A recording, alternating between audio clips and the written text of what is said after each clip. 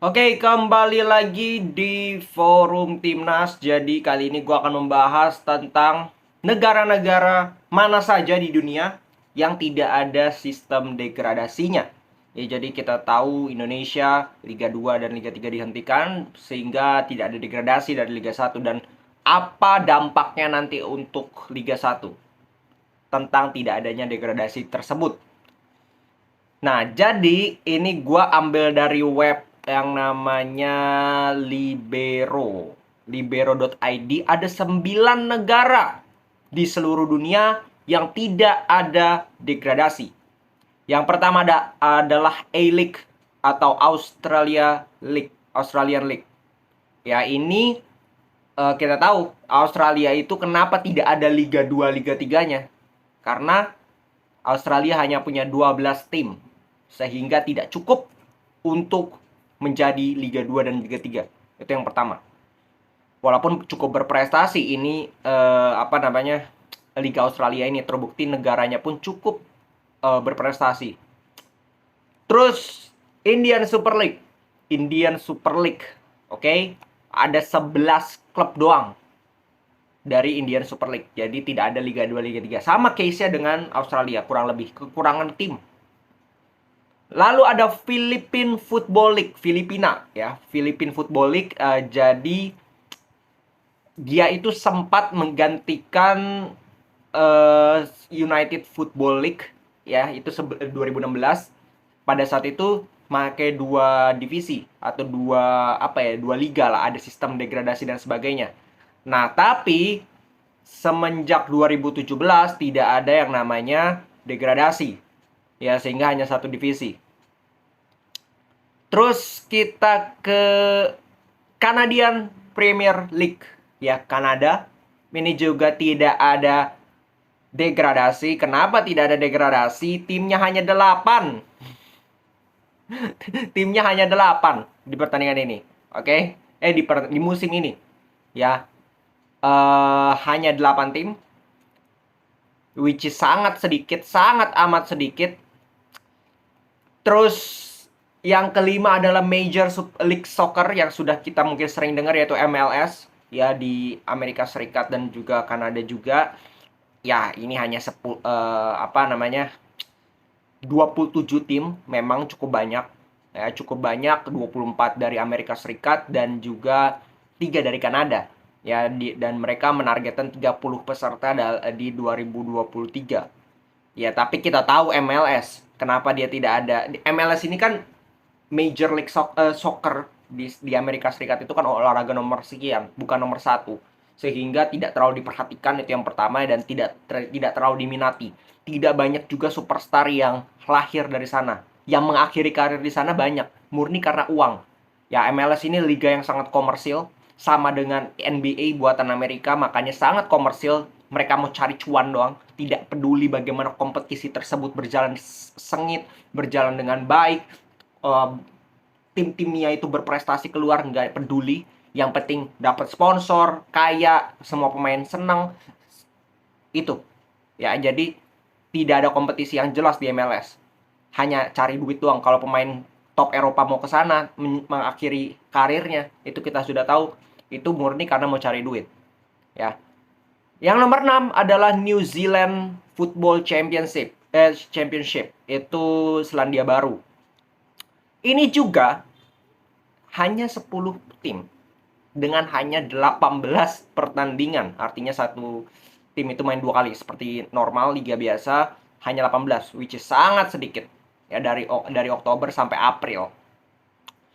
Terus yang ketujuh adalah Campionato Sammarinese di Calcio. Ini San Marino. San Marino itu yang pernah dibantai berapa? 18-0 sama Indonesia. Ini hingga 1996 dia punya 2 level. Ada seri A1 dan seri A2. Nah, namun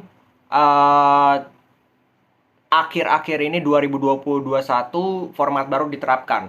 Ya, semua klub bermain di liga yang sama, dan masing-masing tim bermain 2 kali. Layaknya seri ya, seperti liga biasa. Jadi digabungkan Liga 1 dan Liga 2. Gua nggak tahu ini 15 klub. Oke, 15 klub doang, which is dikit juga. Ya, 12 tim teratas akan melanjutkan ke turnamen playoff, nggak ada degradasi juga. Terus 8, Gibraltar National League. Gibraltar, ya. Dia juga punya 12 tim, ya, tapi bahkan di 2019-20 ada satu tim yang mundur sehingga hanya 11 tim, sehingga tidak ada degradasi.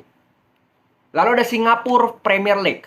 Singapura juga hanya 8 peserta, bahkan 6 klub lokal, 1 klub asing, dan 1 timnas junior bahkan main di liganya sendiri. Jadi tidak ada degradasi. Jadi apa yang gue mau bilang dari 9 contoh tadi liga yang tidak ada degradasi, sebagian besar, gue tidak bilang semua, sebagian besar dari liga-liga tersebut, kenapa mereka tidak menerapkan sistem degradasi? Karena mereka tidak punya cukup tim yang akan bermain di kompetisi Liga 2, Liga 3-nya. Kebanyakan kan hanya belasan tim yang main.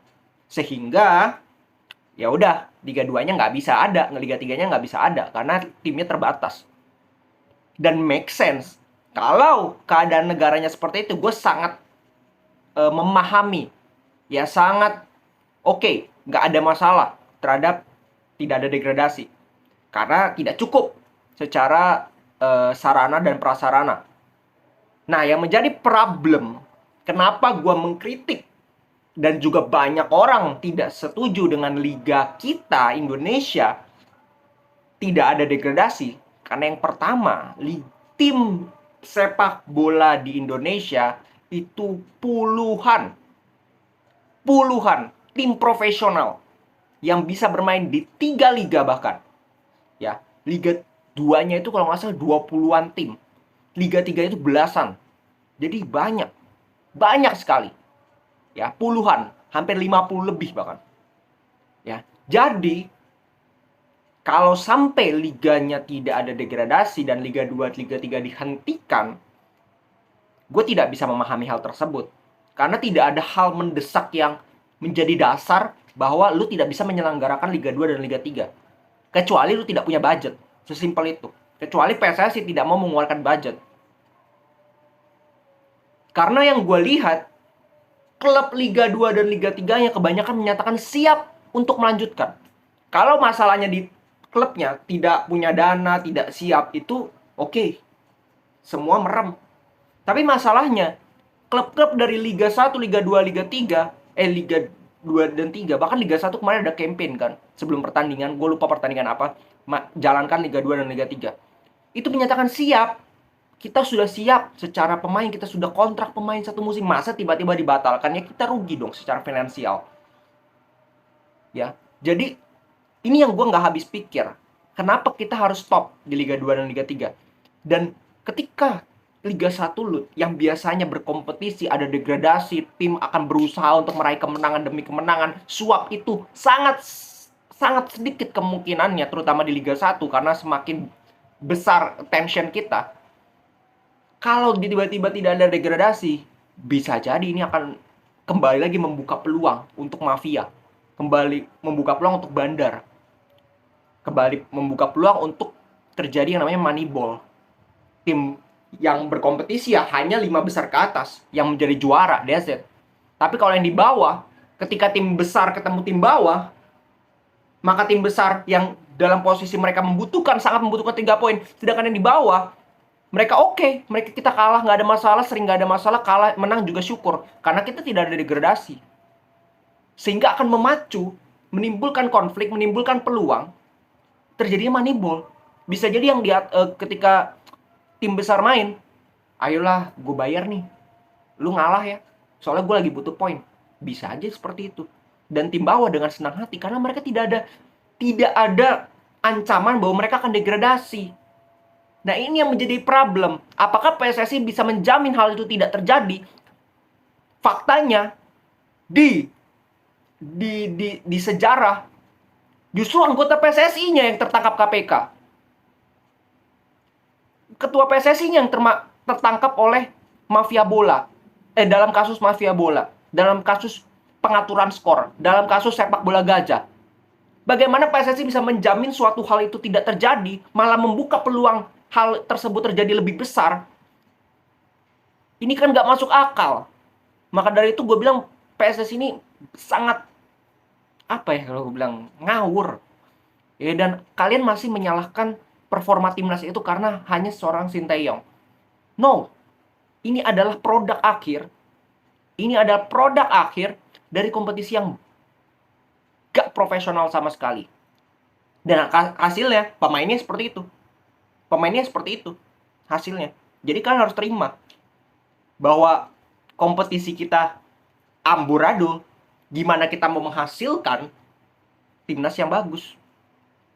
Ya, bahkan kemarin gue sering gue lihat di sosmed, di Instagramnya salah satu pemain legenda senior Indonesia, Hamka Hamzah juga melakukan protes. Dia sampai ngumpulin bahkan pernyataan-pernyataan resmi dari klub, dia posting-posting sangat banyak. Dan gue lihat ini miris gitu.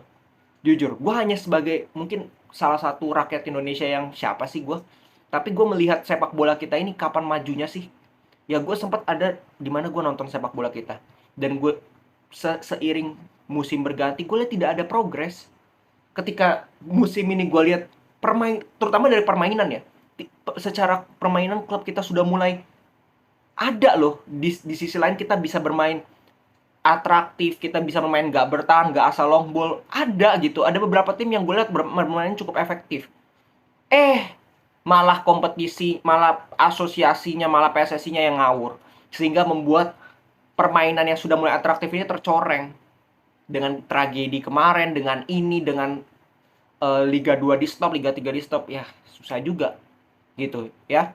Jadi harapan gue satu-satunya ya nanti dari kongres pemilihan ketua umum PSSI, semoga yang memilih sebagai voters, 86 voters, bisa memilih orang-orang terbaik untuk sepak bola negeri ini. Bukan hanya untuk jabatan.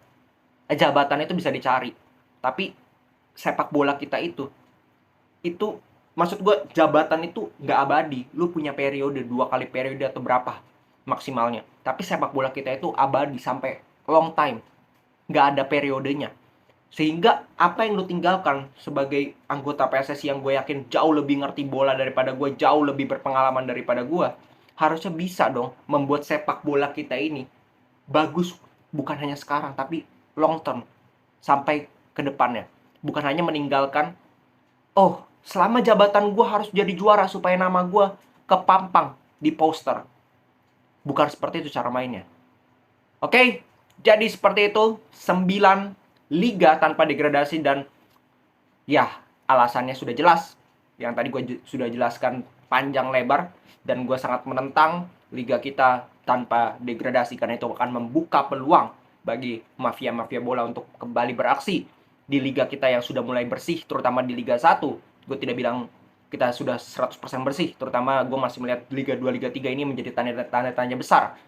Tapi dengan tidak adanya degradasi, maka mafia bola juga bisa akan masuk ke liga kita, yaitu Liga 1. Dan itu akan merusak sepak bola kita dan akan menjadi bumerang bagi PSSI sendiri dan juga sepak bola kita, dan juga tentu saja tim nasional Indonesia. Salam sepak bola.